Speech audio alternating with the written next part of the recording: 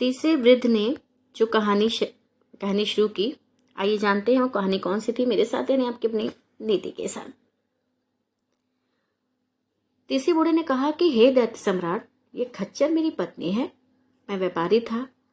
एक बार मैं व्यापार के लिए परदेश गया और जब मैं एक वर्ष के बाद घर लौट कर आया तो मैंने देखा कि मेरी पत्नी एक हबशी गुलाम के पास बैठी हास विलास और प्रेम आलाप कर रही है। ये देखकर मुझे अत्यंत आश्चर्य और क्रोध हुआ और मैंने चाहा कि इन दोनों को दंड दूं। तभी मेरी पत्नी एक पात्र में जल ले आई और उस पर एक मंत्र फूंक कर उसने मुझ पर अभिमंत्रित जल छिड़क दिया और जिससे मैं कुत्ता बन गया। पत्नी ने मुझे घर से भगा दिया और फिर अपने हास विलास में लग गई। मैं इधर उधर घूमता रहा, फिर भूख से व्याकुल होकर एक कसाई की दुकान पर पहुंचा। उसकी फेंकी हुई हड्डियां उठाकर खाने लगा। कुछ दिन तक मैं ऐसा ही करता रहा। फिर एक दिन कसाई के साथ उसके घर जा पहुंचा। वे कसाई की पुत्री मुझे देखकर अंदर चली गई और बहुत देर तक बाहर नहीं निकली। कसाई ने कहा कि तू अंदर क्या कर रही है, बाहर क्यों नहीं आती? वे लड़की बोली कि मैं अपरिचित पुरुष के सामने कैसे जाऊं। कसाई ने इधर उधर देखकर कहा कि यहाँ तो कोई अपरिचित पुरुष नहीं दिखाई दिया, तो किस पुरुष की बात कर रही है? तो लड़के ने कहा कि ये कुत्ता जो तुम्हारे साथ घर में आया ना, तुम्हें इसकी कहानी मालूम नहीं है। ये आदमी है, इसकी पत्नी जादू करने में पारंगत है और उसी ने मंत्र शक्ति से इसे कुत्ता बना दिया है। और अगर तुम्हें इस बात पर विश्वास ना हो तो तुरंत ही इसे मनुष्य बनाकर दिखा सकती हूँ।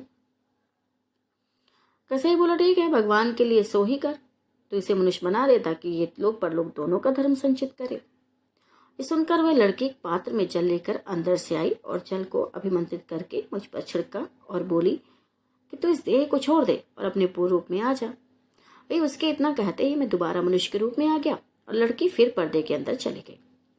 मैंने उसके उपकार से अभिभूत होकर कहा कि हे भाग्यवती, तूने मेरा जो उपकार किया है उससे तुझे लोक परलोक का सतत सुख प्राप्त हो। मैं चाहता हूँ कि मेरी पत्नी को भी कुछ ऐसा ही दंड मिले। और ये सुनकर लड़के ने अपने पिता को अंदर बुलाया और उसके हाथ थोड़ा अभिमंत्रित जल बाहर भिजवा कर बोली कि तू इस जल को अपनी पत्नी पर छिड़क देना। फिर तू उसे जो भी दे देना चाहे उस पशु का नाम लेकर सिर से कहना कि तू ये हो जा।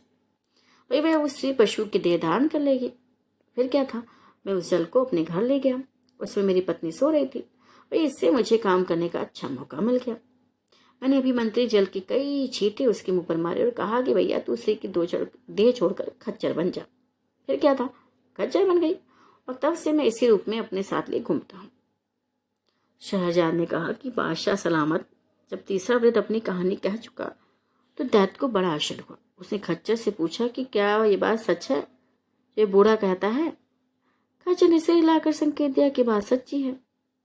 तत्पश्चात दैत्य ने व्यापारी के अपराध का बचा हुआ तिहाई भाग भी क्षमा कर दिया, उसे बंधन मुक्त कर दिया। उसने व्यापारी से कहा कि तुम्हारी जान आज इन्हीं 3 वृद्ध जनों के कारण बची है। यदि ये लोग तुम्हारी सहायता नहीं करते तो तुम आज मारे ही गए थे। अब तुम इन तीनों के प्रति कृतज्ञता प्रकट करो। और इस तरह ये कहने के बाद दैत्य अंतर्ध्यान हो गया। व्यापारी उन तीनों के चरणों में गिर पड़ा। वे लोग उसे आशीर्वाद देकर अपनी अपनी राह चले गए और व्यापारी भी घर लौट गया और हंसी खुशी अपने प्रियजनों के साथ रहकर उसने पूरी आयु भोगी। शहरजाद ने इतना कहने के बाद कहा कि मैंने जो ये कहानी कही है इससे भी अच्छी कहानी जानती हूँ और जो एक मछुआरे की है। बादशाह ने इस पर कुछ नहीं कहा, लेकिन दुनिया जात बोली, बहन अभी तो कुछ रात बाकी है, तो मछुआरे की कहानी भी शुरू कर दो। मुझे आशा है कि बादशाह सलामत इस कहानी को सुनकर भी प्रसन्न होंगे। शहरजाद ने वह कहानी सुनने की स्वीकृति भी दे दी।